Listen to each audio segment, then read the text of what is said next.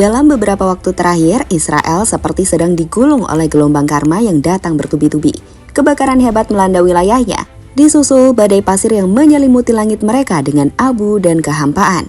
Pemerintah sempat sesumbar bahwa api telah dikendalikan, namun kenyataan berkata lain. Alam seolah belum selesai memberi peringatan. Di saat negeri itu sibuk memadamkan api dan menenangkan warganya, rudal-rudal balistik dari kelompok Houthi di Yaman justru melesat ke jantung infrastruktur Israel. Juru bicara militer Houthi, Yahya Saree, mengklaim serangan mereka mengenai bandara dan mencapai target dengan presisi. Serangan ini menambah beban di pundak Netanyahu, yang kini dipaksa berjibaku menghadapi krisis bertingkat, dari bencana alam, ancaman militer, hingga keresahan publik. Dan seolah itu belum cukup, langit Israel mulai dipenuhi fenomena aneh. Ribuan burung berterbangan secara tak biasa, menari di udara seperti membawa pesan kelam dari sesuatu yang tak kasat mata.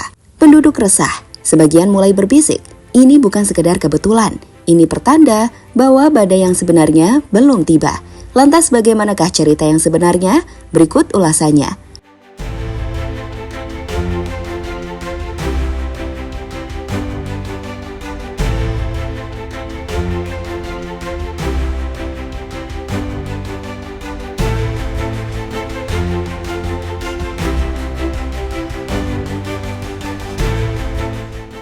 Dalam beberapa pekan terakhir, negeri yang selama ini dikenal dengan keteguhan militernya, kini justru kelimpungan menghadapi serangan yang tak datang dari musuh bersenjata, melainkan dari alam yang murka.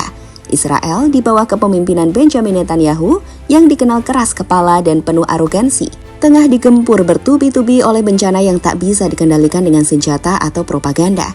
Kebakaran hebat melalap ribuan hektar hutan, menghitamkan lanskap dan menyesakan langit. Namun ini bukan kebakaran biasa, intensitasnya terlalu besar, dampaknya terlalu luas. Bahkan media internasional seperti NBC News sampai menyoroti peristiwa ini dengan tajuk yang serius, menggambarkan bagaimana api menutup jalanan utama dan memaksa negara-negara lain turun tangan memberi bantuan. Israel kini bukan hanya berjuang melawan api, tetapi juga melawan bayang-bayang kerentanan yang selama ini mereka tutupi dengan kekuatan militer. Dan untuk pertama kalinya, dunia melihat mereka dalam posisi bertahan terhadap sesuatu yang tak bisa mereka bom, tak bisa mereka sensor, dan tak bisa mereka hindari.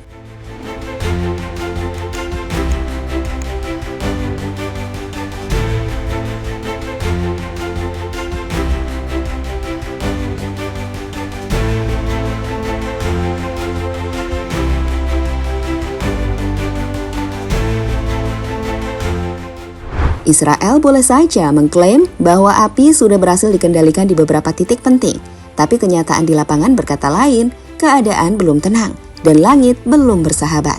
Justru ketika mereka tengah panik dan kelelahan menghadapi bencana yang belum mereda, sebuah fenomena aneh kembali terjadi. Seakan Tuhan menjawab satu persatu tantangan arogan yang pernah dilontarkan Benjamin Netanyahu pada tahun 2015 silam. Kini alam seperti berbicara dalam bahasa yang hanya bisa dipahami oleh mereka yang bersedia merenung.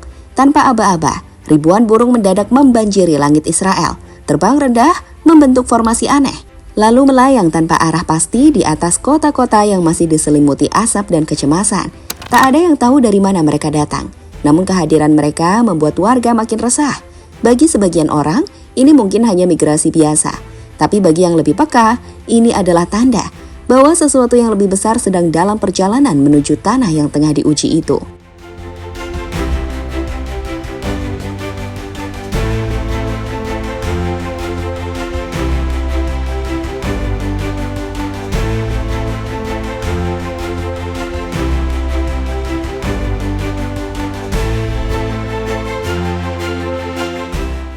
Serangan Houthi dan nuansa balasan geopolitik. Ketika Israel masih sibuk menatap langit, bingung membedakan antara tanda alam dan sekedar fenomena liar, serangan nyata datang dari arah selatan.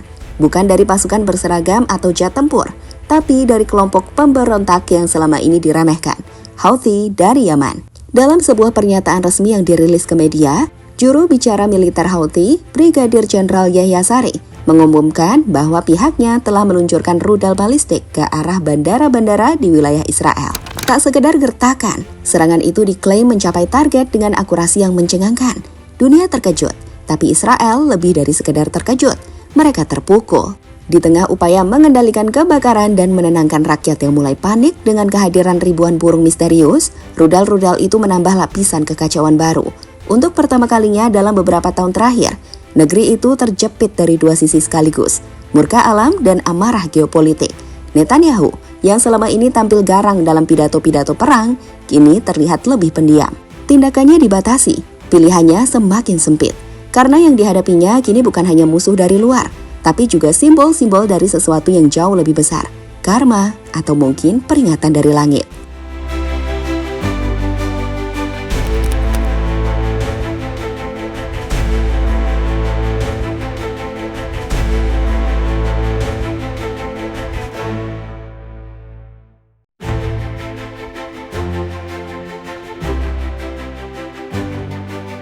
Hewan pun juga ikut serang Israel. Ada sesuatu yang aneh sedang terjadi di tanah Israel. Sesuatu yang tak bisa dijelaskan hanya dengan data, tak bisa diredam dengan kekuatan militer, dan tak bisa diabaikan begitu saja. Dalam beberapa pekan terakhir, bencana datang silih berganti. Namun yang paling mengejutkan bukan hanya api yang melalap, badai pasir yang menyapu, atau rudal dari musuh bebuyutan. Yang paling mengganggu justru datang dari alam yang biasanya diam, dari hewan-hewan yang tiba-tiba seolah kehilangan arah, atau mungkin justru sedang menunjukkan arah. Baru-baru ini, seekor kucing karakal, lynx gurun yang biasanya menghindari manusia, ditangkap setelah menyerang tentara Israel di Gurun Nakab. Binatang liar itu ditemukan tak jauh dari Gunung Harif, dekat pangkalan militer yang terletak di perbatasan Israel-Mesir. Tak ada yang tahu pasti apa yang memicu serangan itu. Dan kini, langit Israel dipenuhi oleh kawanan burung yang terbang tak beraturan. Muncul setelah badai pasir dan kebakaran dahsyat menyapu negeri. Penduduk terdiam. Sebagian mulai berbisik, ini bukan kebetulan. Ini bukan cuma gangguan ekosistem. Ini peringatan. Mungkin ini adalah akibat dari terlalu sering menentang kebesaran Tuhan.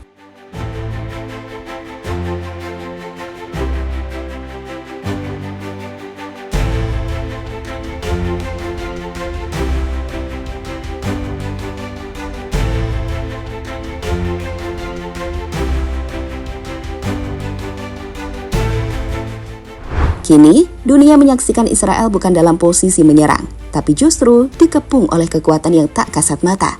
Bukan dari negara lain, tapi dari semesta itu sendiri.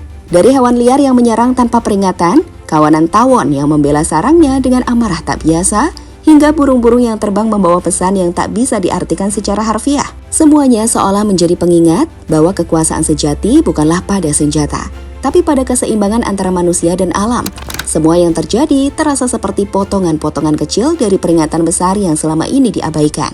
Alam tak lagi diam, dan mungkin inilah bentuk balasan dari kesombongan yang terlalu lama dibiarkan tumbuh tanpa arah. Dalam diamnya hewan dan bisunya langit, terselip suara halus yang berbicara lebih lantang dari ledakan. Cukup sudah.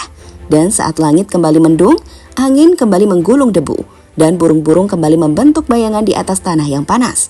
Hanya satu pertanyaan yang tertinggal di benak mereka yang berani merenung. Berapa lama lagi mereka bisa menantang langit sebelum langit benar-benar membalas?